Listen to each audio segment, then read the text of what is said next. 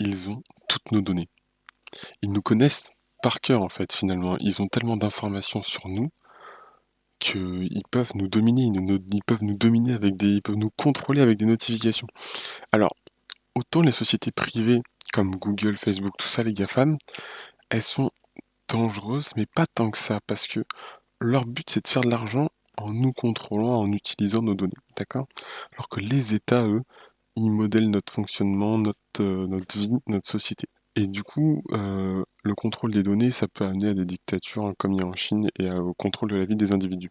Maintenant, je me suis posé une question, c'est comment, moi, de mon côté, dans ma maison, et vous aussi, comment on peut comment on peut créer, comment on peut avoir un PC sécurisé à 100% sans aucune fuite de données? Alors, la première réponse, c'est paf, c'est pas possible. Ok, d'accord, très bien. Maintenant, je conçois que c'est pas possible d'avoir zéro fuite. Parce que si ça veut dire avoir un ordinateur sur un réseau local et ne pas l'utiliser, que personne n'y a accès, enfin bon, voilà. Or, moi, je veux un ordinateur que je puisse utiliser au quotidien. Donc, comment je fais au quotidien? Quels sont les moyens que je possède au quotidien pour sécuriser mon ordinateur? Alors, en fait, dans cette série, on va voir en partant de zéro, d'accord? Donc, en fait, le concept, c'est que j'ai mon ordinateur portable. Il y a Windows dessus. Je vais le remettre aux paramètres d'usine Windows en supprimant tout ce qu'il y a sur l'ordinateur. Donc, déjà là, il faut considérer que Windows enlève tout. Ensuite, donc je ne vais pas utiliser de distribution Linux. Je pourrais. Le problème, c'est que, enfin, je pourrais en théorie. En fait, je peux pas utiliser parce que le constructeur Acer, il bloque le dual boot sur mon PC, donc sur mon PC portable. Et donc, c'est impossible je peux pas mettre un Linux dessus. Donc on oublie l'idée d'avoir un Linux sécurisé qui est open source et qu'on sait qu'il n'y a aucun logiciel de traçage dessus. Bon. Et en plus, vu que je vais faire ça avec un Windows 10, ok, c'est un des ordinateurs, système d'exploitation les plus utilisés au monde. Comment je fais pour éviter un maximum que Microsoft récupère des informations? Même si dans tous les cas, déjà à ce niveau-là, déjà, on est out. Déjà nos données, en théorie, ils peuvent récupérer ce qu'ils veulent, hein. Ça se trouve, ils copient nos disques durs et les enregistrent, hein, on sait pas, hein. Ils peuvent totalement le faire.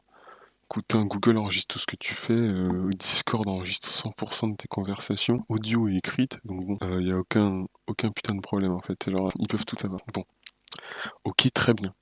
À part ça, donc en fait, ce qu'on va regarder, c'est voilà, comment avec Windows déjà on peut réduire un maximum les données qui nous prennent. Après, il y a quand même des lois, donc ils respectent les lois. Ok, on va faire un clean-up de Windows. Ensuite, bah, moi j'ai envie d'avoir accès à Internet, donc il faut voir au niveau firewall ce qu'on peut utiliser. Donc ça, un antivirus, ça n'a rien à voir avec Internet d'ailleurs. Ce qu'on peut voir au niveau d'un VPN, quel VPN je vais utiliser? Le VPN gratuit, certainement pas. La gratuité, il y a un problème. Donc pour tous les logiciels qu'on va utiliser, il va falloir lire les conditions d'utilisation générale. Donc ça c'est chiant, mais vous n'aurez pas à le lire, je le lirai pour vous.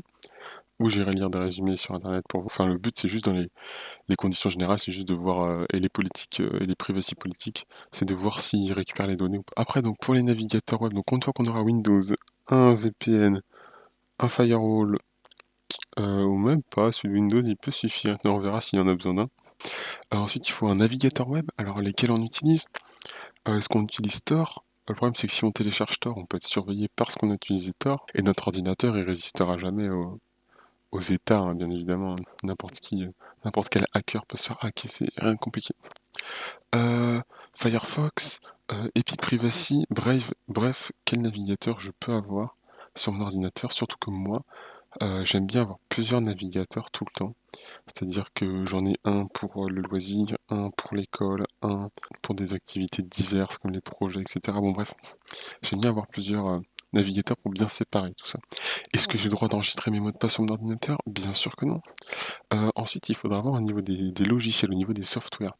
Mes adresses email, plus de Gmail, on va devoir utiliser des mails chiffrés. Mais si je veux utiliser mes Gmail, parce que quand même j'en ai déjà, admettons que vous ne vouliez pas changer d'email, et moi il faut que je vous apporte une solution. Donc la solution par exemple ça va être un logiciel qui va chiffrer vos mails de bout en bout, mais qui va chiffrer les mails du service Google. Donc Google a toujours accès à vos données, en théorie, mais sauf si... Ah non, les mails ils sont chiffrés, donc Google n'a accès qu'à vos mails chiffrés. Mais vu que c'est dans votre boîte mail en clair, non, c'est sur leur data center ou un truc comme ça, donc c'est obligé, ils l'ont. Bon voilà, donc déjà on a déjà un problème là. Bref. Les mots de passe. Alors, est-ce qu'on prend un gestionnaire de mot de passe? Parce que là, il est absolument pas question d'utiliser le même compte, la même email et le même mot de passe sur tous mes comptes, d'accord? Absolument pas. Il faut plusieurs comptes email, plusieurs mots de passe. Comment on se crée des mots de passe? On va voir ça ensemble. Vu que c'est des mots de passe que je vais utiliser, etc. Donc je vous dirai pas les mots, enfin bref, je vous dirai pas comment, à partir de quoi j'ai fait mon mot de passe, mais je vais vous expliquer la méthodologie. En fait, bon, je vais vous expliquer tout de suite, c'est pas absolument pas compliqué. Vous prenez des mots en rapport avec un thème qui vous plaise, vous les assemblez et vous en faites des mots de passe. Aussi simple que ça, pour faire simple. Est-ce qu'on a un logiciel à la place pour avoir juste, vous savez, les gestionnaires de mots de passe? Donc tout ça en fait, pour avoir un logiciel, il va falloir regarder, on va aller regarder du côté de l'ANSSI et de la CNIL. Donc l'ANSSI, c'est l'Agence nationale de la sécurité des systèmes d'information. La CNIL, c'est les libertés sur Internet.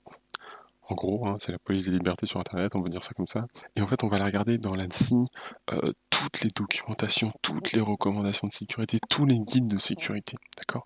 On va tout regarder, on va tout lire. Et par exemple, je sais il y a un gestionnaire de mot de passe qui a une certification CPSN de l'ANSSI, donc ça veut dire qu'on peut l'utiliser, qu'il est sécurisé, même si l'ANSSI recommande bien évidemment de ne pas utiliser le gestionnaire de mot de passe, parce que ça, il y a un problème déjà de base.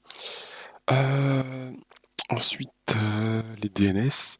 Est-ce qu'il faut clean nos DNS? Est-ce qu'il faut utiliser d'autres DNS?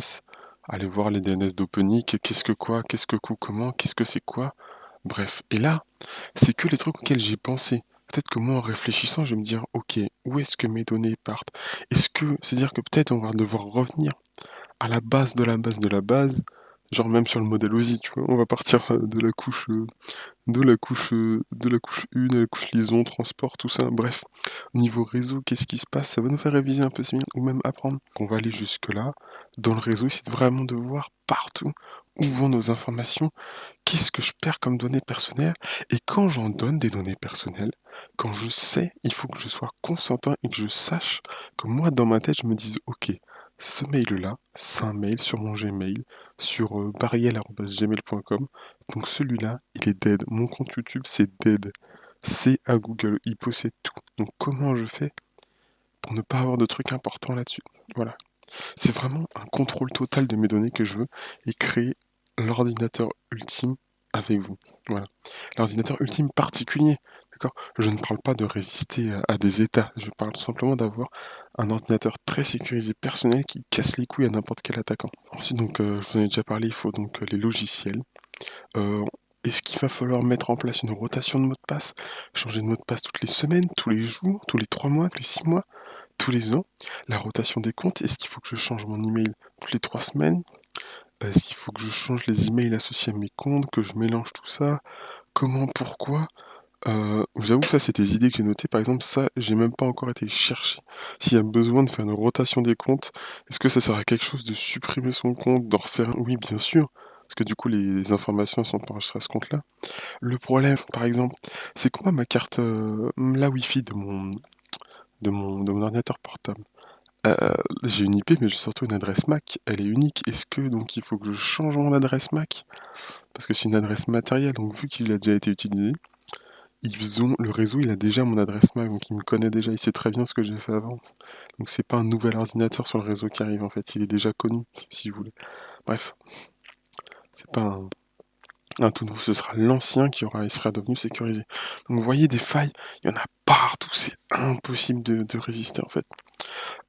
Donc ensuite on va voir comment on choisit son mot de passe.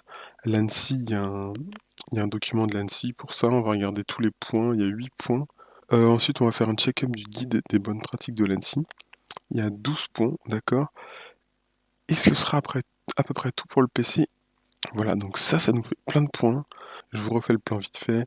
Donc là, il y a l'épisode 0, l'annonce, donc c'est l'introduction. Ensuite, on met Windows de paramètres d'usine, clean-up de Windows, setup du VPN, setup du navigateur web, setup des softwares en rapport avec le web. Moi, j'ai besoin de quoi comme software pour travailler? Les logiciels dont j'ai besoin, la rotation des comptes, rotation des mots de passe, etc.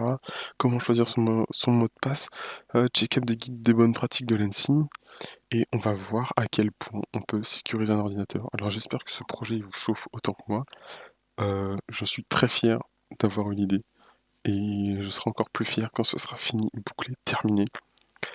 Et ensuite, à terme, Une fois que la série sera faite, je vais monter une formation pour vendre en fait ça. Je vais en faire un produit et je vais le vendre tout simplement un gigantesque tutoriel pour sécuriser son ordinateur en essayant d'avoir le plus de connexions possible, pour faire prendre conscience le plus possible. Voilà, ça me plaît. Et ben j'espère que ça vous plaît aussi. Ouais, je sais, ça paraît gros, c'est impossible. Ça paraît impossible dans le sens où j'aurai forcément des fuites, mais le concept des fuites de données, c'est qu'il faut les contrôler et savoir sur quoi je n'ai pas la main en fait. Voilà, savoir où sont les failles. Et ben je vais m'arrêter là. J'espère que ça vous plaît et nous on se retrouve une prochaine fois. Paf!